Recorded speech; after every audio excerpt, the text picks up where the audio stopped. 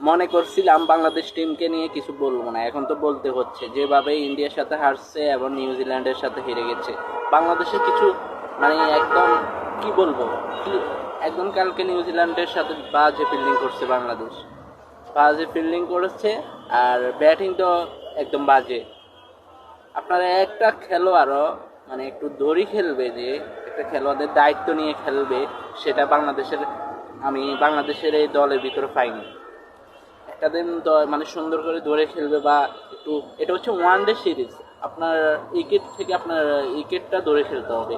আপনি যতই বল খেলেন প্রতি বলে কিন্তু সিঙ্গেল করে নিতে হবে। ওদের দেখছেন নিউজিল্যান্ড এত বড়, তারা এত পপুলার ক্রিকেট টিম, ওইখানে ওরা প্রতিটা বলে রান নিচ্ছে, প্রতিটা বলে 2 রানও নিচ্ছে। আর আমাদের Bangladesh team over over over খেয়ে ফেলতেছে, মানে মনে করে যে ওয়ান ডে সিরিজ বল খেলে সমস্যা নেই, উইকেটও ধরে রাখতে পারে না, বলও খেয়েছে, ফিল্ডিংও মিস করেছে। এটা কি কোনো একাদশ হলো? আপনার যেখানে আমরা মাহমুদুল্লাহ বয়স কত ওরে নিয়েছে খেলাতে, তারপরে মুশফিকুর রহিম প্রথম ম্যাচও ভালো খেলে নেই, দ্বিতীয় ম্যাচে তাকে নিয়ে পারভেজ হোসেন ইমন নাকি পারভেজ ইমনে ওনাকে কেন নেয়নি?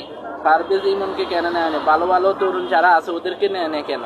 পুরান যেগুলো মানে একদম বয়স্ক হয়ে গেছে এগুলোর কেন নিচ্ছেন? একাদশের দিকে ফলো করেন না। বাংলাদেশ ক্রিকেট টিম আপনারা কি উন্নত